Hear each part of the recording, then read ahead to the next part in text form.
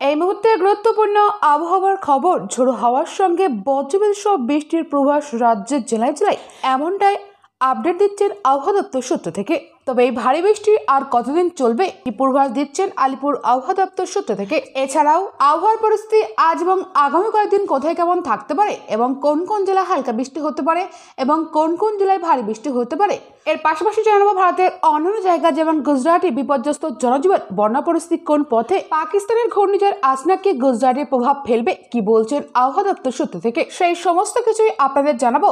বিস্তারিত জানতে ভিডিওটি স্কিপ না করে শেষ পর্যন্ত দেখুন। ভিডিওটি ভালো লাগলে অবশ্যই একটা লাইক করবেন এবং পরবর্তী ওয়েদার আপডেট পেতে চ্যানেলটিকে সাবস্ক্রাইব করুন এবং পাশে থাকা বেল আইকনটি প্রেস করুন যাতে সবার আগে ভিডিওটি আপনি দেখতে পারেন।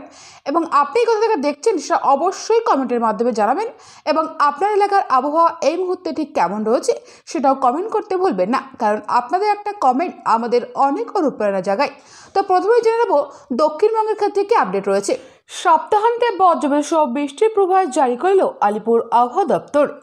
গত শুক্রবার বিকেলের পর থেকে কলকাতা এবং বিভিন্ন জেলায় বৃষ্টি হয়েছে। আজ শনিবার সকাল থেকে রোদ ঝলমলে আকাশ থাকবে, তবে এদিনও বৃষ্টি হতে পারে। দক্ষিণবঙ্গের বিভিন্ন জেলায় হালকা থেকে মাঝারি বৃষ্টির সম্ভাবনা রয়েছে। পাশাপাশি উত্তরবঙ্গের জেলাগুলিতেও বজ্রবিদ্যুৎ সহ বৃষ্টির পূর্বাভাস জারি করা হয়েছে। কোন কোন জেলায় ভারী বৃষ্টি হতে পারে। হাওয়া অফিস সূত্রে খবর, আজ শনিবার শহরের সর্বোচ্চ তাপমাত্রা থাকতে পারে 34 ডিগ্রি সেলসিয়াসের কাছাকাছি এবং সর্বনিম্ন থাকতে পারে 27.2 ডিগ্রি সেলসিয়াসের কাছাকাছি, যা স্বাভাবিকের থেকে 0.6 ডিগ্রি বেশি। শহরে বাতাসের আপেক্ষিক আর্দ্রতার পরিমাণ সর্বাধিক 95% এবং ন্যূনতম 56%। হাওয়া অফিস বলছেন, নিম্নচাপের প্রভাবে 1 সেপ্টেম্বর পর্যন্ত মধ্য বঙ্গোপসাগর এবং সংলগ্ন উত্তর বঙ্গোপসাগরের ঘন্টায় 35 থেকে 45 কিলোমিটার বেগে ঝোড়ো হাওয়া বইতে পারে। হাওয়ার সর্বোচ্চ বেগ থাকতে পারে ঘন্টায় 55 কিমি, যার জেরে উত্তাল হতে পারে গোটা সমুদ্র। এই কারণে মৎস্যজীবীদের সমুদ্রে যেতে নিষেধাজ্ঞা জারি করেছে আবহাওয়া দপ্তর সূত্র থেকে।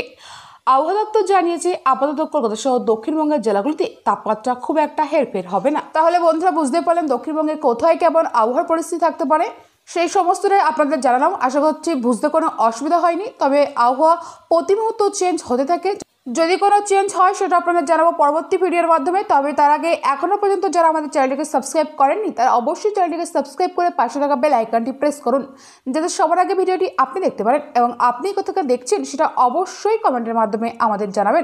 এবার জানাবো উত্তরবঙ্গের ক্ষেত্রে কি আপডেট রয়েছে।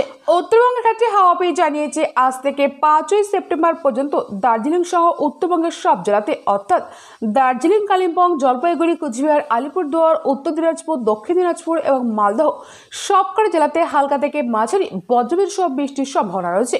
আজ কালিম্পংয়ে ভারী বৃষ্টি হতে পারে। এছাড়াও আলিপুরদুয়ারেও ভারী বৃষ্টি হতে পারে। এই দু জেলায় হলুদ সতর্কতা জারি করা হয়েছে আবহাওয়া দপ্তর সূত্র থেকে। এবার জানাবো ভারতের অন্যান্য জায়গায় আবহাওয়ার কি পরিস্থিতি রয়েছে।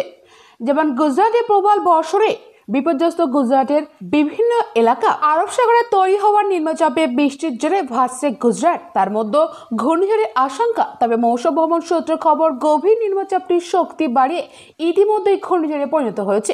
কচ্ছ এবং সংলগ্ন পাকিস্তানের উপকূলবর্তী এলাকায় অবস্থান করেছে। সেটি ক্রমে উত্তর পূর্ব আরব সাগরের পশ্চিম দিকে সরছে। করাচির দিকে অগ্রসর হচ্ছে ঘূর্ণিঝড়টি। গত 6 ঘন্টায় 6 কিলোমিটার বেগে ঘূর্ণিঝড় এগোচ্ছে ক্রমশ। সেই গতিবেগ আরও বাড়তে পারে বলে আশঙ্কা করা হচ্ছে। আবহাওয়া দপ্তর জানিয়েছে, আগামী 48 ঘন্টার মধ্যে ঘূর্ণিঝড়টি ভারতীয় উপকূল থেকে দূরে সরে যাবে। তবে নিম্নচাপের জেরে গত কয়েকদিন ধরে গুজরাটে বন্যার পরিস্থিতি তৈরি হয়েছে। লাগাতার বৃষ্টিতে বিপর্যস্ত জনজীবন। পাকিস্তানের দিকে ঘূর্ণিঝড় অগ্রসর হলেও গুজরাটের উপর থেকে এখনই দুর্যোগের মেঘ কাটছে না। আগামী 2 দিন গুজরাটের উপকূলবর্তী এলাকায় ভারী থেকে অতি ভারী বৃষ্টির সম্ভাবনা রয়েছে। পাকিস্তানের নাম নেওয়া ঘূর্ণিঝড় আসনা যে সে ঘূর্ণিঝড় নয়। গত 80 বছরে মাত্র 4 বার এই ধরনের ঘূর্ণিঝড় দেখা গিয়েছে। নিম্নচাপ সাধারণত তৈরি হয় সমুদ্রে, পরে তার শক্তি বৃদ্ধি করে গভীর নিম্নচাপ এবং ঘূর্ণিঝড়ে পরিণত হয়ে আছড়ে পড়ে স্থলে। কিন্তু আসনার ক্ষেত্রে উল্টো, নিম্নচাপ অঞ্চল তৈরি হয়েছে স্থলে এবং এই নিম্নচাপ থেকে তা ঘূর্ণিঝড়ে পরিণত হয়েছে সমুদ্রে।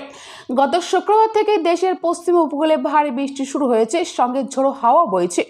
রাজ্যের 7টি জেলায় ভারী থেকে অতি ভারী বৃষ্টির সতর্কতা জারি করছে মৌসুম ভবন। তার মধ্যে রয়েছে কচ্ছ, জামনগর, মোরবি, দেবভূমি, দ্বারকা, পোরবন্দর।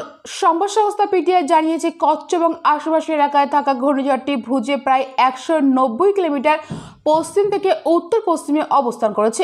অতিবৃষ্টির প্রভাবে গত 4 দিন গুজরাটে বন্যার পরিস্থিতির সৃষ্টি হয়েছে, যার জন্য মৃতের সংখ্যা এখনো পর্যন্ত 36 জন। তা আরও বাড়তে পারে বলে আশঙ্কা করা হচ্ছে। চিন্তা বাড়ছে প্রশাসনে। সরকারি সূত্রের খবর, ইতিমধ্যেই 1800 জনের বেশি লোককে সরিয়ে নিয়ে যাওয়া হয়েছে। বন্যা কবলিত এলাকা থেকে প্রায় 1200 জনকে উদ্ধার করেছে প্রশাসন। গুজরাটের বড়োদায় সবচেয়ে বেশি ক্ষতিগ্রস্ত হয়েছে। অতিরিক্ত বৃষ্টির জেরে বিশ্বামিত্রী নদীর জলস্তর বেড়েছে, অনেক উঁচু এলাকায় জলমগ্ন, এমনটাই সূত্র থেকে জানতে পারা যাচ্ছে। সো ফ্রেন্ডস, এই ছিল আজকের ভিডিওটি ভালো লাগলে অবশ্যই লাইক, কমেন্ট, শেয়ার করবেন এবং পরবর্তী ওয়েদার আপডেট পেতে চ্যানেলটিকে সাবস্ক্রাইব করুন এবং পাশে থাকা বেল আইকনটি প্রেস করুন, সবার আগে ভিডিওটি আপনি দেখতে পারেন। এবং আপনি কোথা থেকে দেখছেন সেটা অবশ্যই কমেন্টের মাধ্যমে আমাদের জানাবেন। Thank you friends, thank you for watching.